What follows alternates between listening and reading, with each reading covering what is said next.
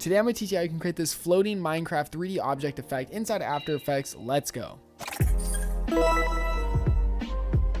What's up guys, my name is devinhuynh. Welcome to 11% tutorials. I guess we're doing Minecraft effects. Shout out to the Minecraft movie. If you haven't seen it, let me know what you think down below in the comments. But I don't know, I just thought this would be a fun effect, and especially given that After Effects has released a lot of new features on GLB files, which are basically animated 3D files. I thought it'd just be something fun to experiment with. One of the first things you'll need to download is this grass block 3D object GLB file. Shout out to Render at Night. There's a Sketchfab link right here. It's completely free for download. Just come over here and click download 3D model and make sure you download the GLB file. You can also do GLTF, but I prefer GLB just because it gives higher textures. Now come back inside of After Effects. You can see right here I've already rotoscoped my layer, and on the bottom layer right here I just have the background. So yeah, everything's already rotoscoped. If you don't know how to rotoscope, I have linked to this tutorial right here, but if you're doing this effect, I definitely recommend you do know how to rotoscope beforehand. It's really simple. And once you download this GLB file right here, all you literally have to do is take this file, drag into your timeline and drop, and boom, just like that. You can see we have our Minecraft object already imported. You can of course increase the object scale. I'm just going to keep it at 100. That was pretty perfect for me, and hit enter, and there we go. Voila, we have a 3D object. I mean, this is pretty simple. Minecraft objects are just literally blocks. But anyways, I think it's really cool the fact that you can actually manipulate these objects inside of After Effects. But anyway, I think it's just really cool that you can just now manipulate and animate these objects inside of After Effects on its own without any third-party plugins. It's a really cool feature. Shout out to the After Effects team for this. Now, animating these objects is just like any other layer. You just hit the drop down on transform, and then go ahead and hit a keyframe at position, scale, orientation, X rotation, Y rotation, Z rotation, all at the very beginning. And the reason being so is now we're going to go to the end of our timeline right here, and we're just going to go ahead and drag our object somewhere up towards the top so it looks like it's floating. Now this is just one of these cool floating effects that I've always done before in music videos. You just basically rotate whatever 3D object you're working with in like a really random rotation or orientation, and then once you play it out, it just looks like the object is floating around doing its own thing in some anti-gravity form. Honestly, just a really cool fun effect. But one thing you might notice is that the lighting right here on our scene is kind of off compared to the video. Now there's actually a really cool new feature, especially in the newest version of After Effects, that lets you adjust it. So all you do is go to layer, you hit new, you hit light, and then it's going to ask you what type of light. Make sure you hit the drop down. It'll probably originally set you on parallel, but make sure when you hit this drop down, select environment and then hit OK.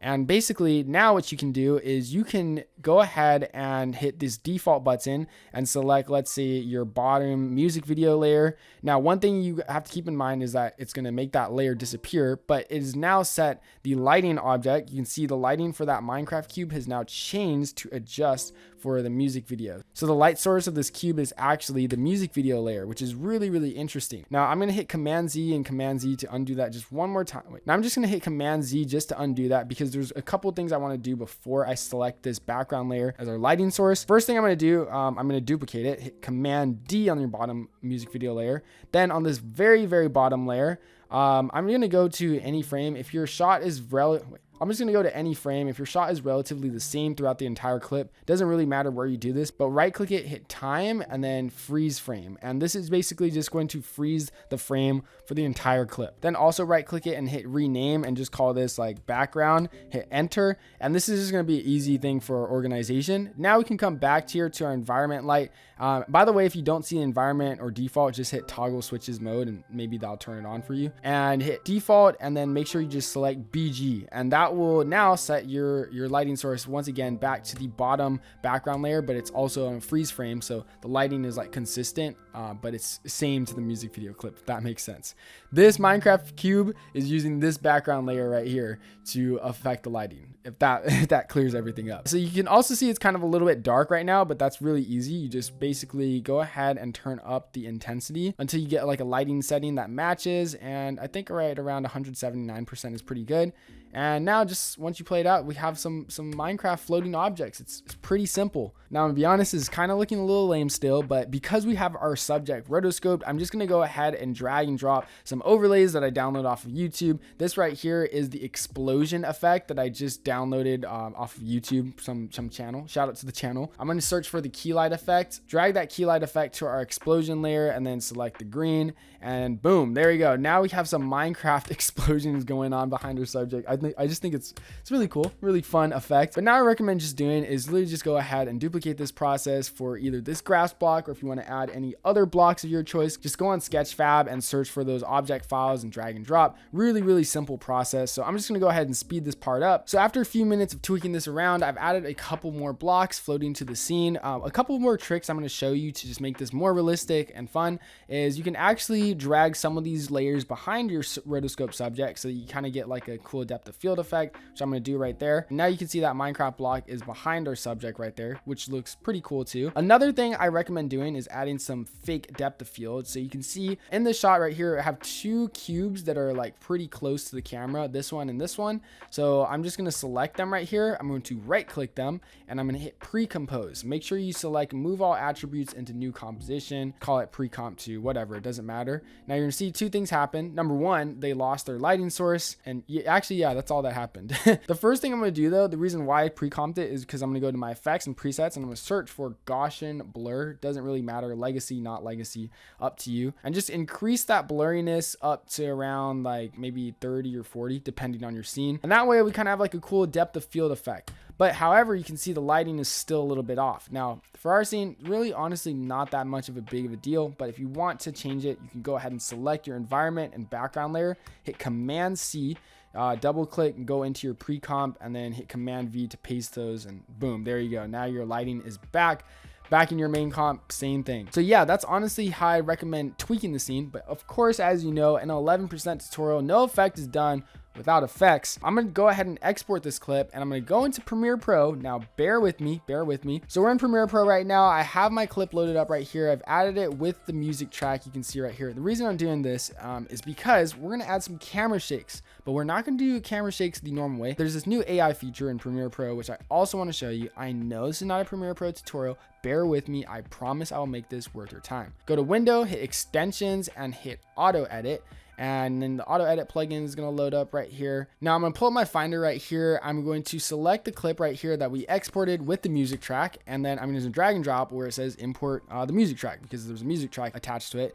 And then I'm going to scroll down right here and I'm going to hit auto sequence, and watch this. My hands are off the keyboard. What you'll notice is happening is it's actually tagging the music track with all significant beat markers with like a marker on it. And basically why this makes it super helpful is because now when you edit a music video, you know, you usually try to apply effects like on the beat of the song. What already automatically detected like the beat of the song and added a marker at every significant beat, which is honestly really helpful, especially if you're a music video editor, if you're making effects like this. Now, since we're adding camera shakes, you might just think to do it the original way where you just go to your effects and you search for shake and you just add and drag and drop some shake presets. But this is actually even cooler in the AutoEdit plugin, because all you have to do is go over here to the AI visual effects tab, and then you can just select whatever effects you want. So I just want camera shakes, but you can see it includes a bunch of these other effects: paint, CRT, mixed media. I'm going to turn the effect intensity around like 40%. And basically this is like, you want an effect applied at every marker or just like a percentage. So we're just gonna do 40%. Then watch this. I'm gonna hit apply visual effects, and look at that. Boom. It is automatically generating camera shakes